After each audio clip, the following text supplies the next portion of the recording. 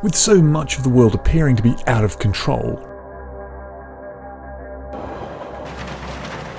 it's tempting to ask, can anyone really make a difference? This is something I find myself asking a lot. Our history books are full of people who made their mark through war and upheaval, or by fighting against war and upheaval. So you'd be forgiven for thinking that making a difference was only for political leaders or generals. And for every Gandhi or Mandela, there seems to be 10 Genghis Khans. And how does making a difference get measured exactly? Nobel Prizes? Knighthoods? Fabulous wealth? That would cut out a lot of people who make a real difference in the world without being celebrated or paid well. Perhaps, given our turbulent past as a species, you'd think saving the most lives would be a good way to make a difference. So why shouldn't we all aspire to save as many lives as possible? I mean, take a look at the story of Stanislav Petrov. He saved perhaps billions of lives, but hardly anyone's heard of him. In 1983, Petrov, on duty in a Soviet missile base, was on the receiving end of an alert of incoming US missiles. Protocol dictated that the Soviets order a return strike, but Petrov disobeyed direct orders. He reasoned that it was a false alarm, which it was. If he'd passed on the counter-strike command, there's at least a reasonable chance that it could have led to billions of deaths and potentially the end of civilization. But there's a reason that Petrov is not celebrated in the same way as Nelson Mandela or Malala Yousafzai.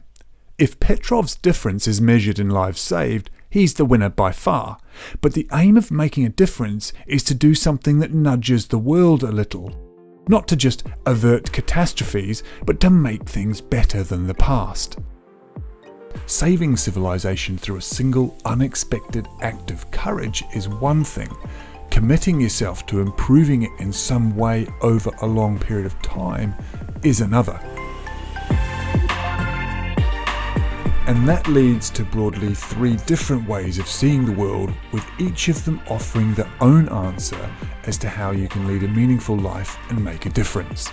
These are the inner space, the outer space, and the shared space. They're all interlinked, but people often lean in one direction or another in their approach to things, so it's something to be aware of. I have my bias, as you'll see, but let's look at each of them in turn. The inner space answer.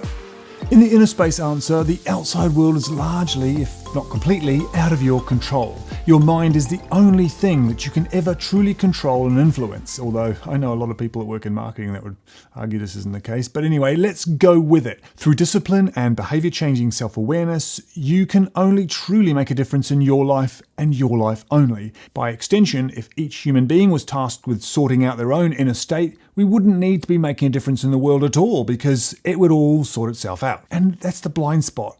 While I admire those that are self-disciplined enough to change their own behaviour for the better, it requires faith that others will do the same. But the world is complex, and simply deciding to diligently separate your recycling, for example, or even recycling at all, is utterly pointless if no one else does it. Or in fact, if there's no system to follow, or even a broad conversation about the value of recycling in the first place. So making a difference cannot meaningfully be something that happens just in your own head, regardless of the many benefits that do come from self-reflection. It's important, but it's not the whole story. The outer space answer. In the outer space answer, you're asked to see yourself as a tiny speck in an infinite universe. You need to then somehow reconcile yourself to the fact that you are utterly meaningless. In this scenario, if you do something completely stupid like asking one of your mates how his cat is, forgetting that it died more than 6 months ago, it's just a scenario, you can tell yourself with confidence that since you're meaningless and all of human existence is just a momentary flash of awareness in a vast, empty and meaningful but pointless universe, that nothing you do can ever make any difference anyway, so what have you got to worry about?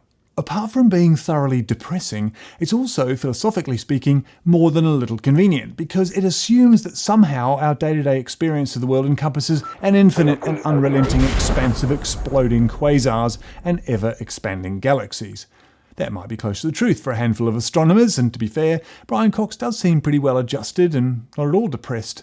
But for most of us, the day-to-day experience of life is much more baked beans on toast, crappy Wi-Fi and mismatched socks. So the cosmic answer is just too removed from reality, Sorry, Brian. But it's a worthwhile view because it does keep your ego in check and reminds us all to keep things in perspective.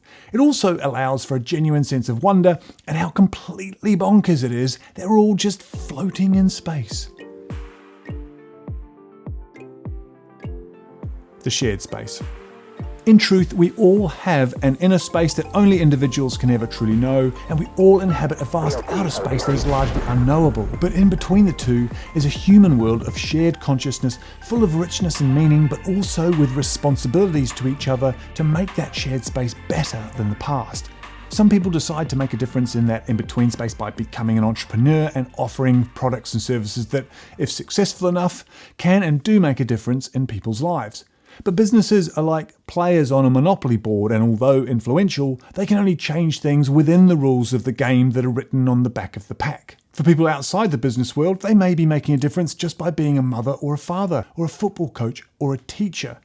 But all of those positions still require people to follow certain rules and protocols, and those are things that we all agree to as a society. Deciding on all those rules and protocols for how the game is played is up to all of us. Sounds obvious, but it's easy to forget. And more than any time in history, we have the tools to talk about that space and to make changes to it without the violence and fear we've endured throughout most of history. It's called democracy, and more than just rules on the back of a game, it allows us to create that shared story about who we are and where we're going. But the best thing is, democracy doesn't deliver a fixed story. It's always flexible, unlike autocracies such as China or Saudi Arabia, because it allows for people to change their shared story if they don't like it anymore. And that's where you come in. Democracy delivers only a snapshot of the shared story every few years with an election result. The ticking of a box in a polling station, although important, is just the most visible part.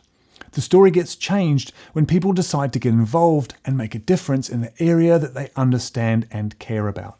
The strange thing is, the more people that do it, the more aware and conscious we all become of our ability to make that shared story even better. And the more we all invest in it, the more it reflects back to us who we really are. It's only the toxic nature of the way democratic choices are presented that stops many from stepping up and making a difference. And that is the real shame. You absolutely can and do make a huge difference by involving yourself in the shared space, and that is best represented by the democratic process. The more you do it, the more you realise that people are complex and not at all the primary colours of an election manifesto. You'll also give permission to others who might be wondering if they can make a difference too. It's a powerful snowball of difference that you can start rolling, but be aware. Powerful interests that understand the media are desperate to shunt us into narrow ideological silos and three-word slogans because it makes us useful at elections if we're all lined up in neat coloured boxes. And look, that's the current limitation of the system we've all tacitly agreed to. But that blunt, shouty use of politics leaves no space for people to experiment with ideas about how their society should be structured now and in the future. It also means that the quality of the decisions made is reduced because the wisdom of crowds is, well, it's not crowded enough. Vote for Policies wants to take the toxic air out of democratic decision making. That doesn't mean we'll all be holding hands and singing Kumbaya, but it does offer a safe space where you can go to do two things. 1. We have a manifesto tracker, a bit like a sort of policy Switzerland. You can neutrally learn about what the government's promises were at election and what stage of completion these policies are at, or even if they've been abandoned. Credit is given where credit is due, and you can drill down in your chosen area of interest to see if there's ways that you can get involved in the shaping of those policies. For instance, under their Every School is a Great School manifesto promise, you can learn about the school system and how it's funded. Or if you've decided you can do better than what's on offer for children, there are links to the New Schools Network that could help you create your own great school or become a school governor. If that's too much for you, you can just add your feedback or suggest an edit in the policy conclusion. 2.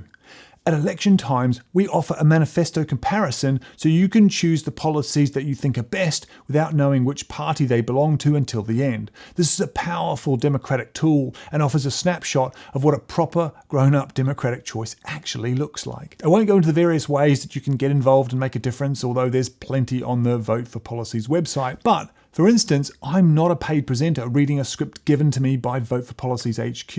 I've volunteered my time and expertise to write and produce this because the work this organisation does through its volunteer researchers is incredibly valuable, and writing and making videos is what I know. This is the way I've chosen to make a difference. It's my contribution. What's yours? And just in case you're wondering, liking this video and subscribing to this channel is not what I mean. I don't want to stop you from doing that, of course. I suppose it couldn't do any harm because there will be regular videos on all sorts of policies and ideas that are on people's minds.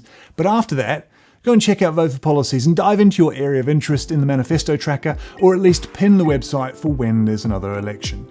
Till next time, no matter how noisy the issues are, always remember that your voice matters too, and not just at election time.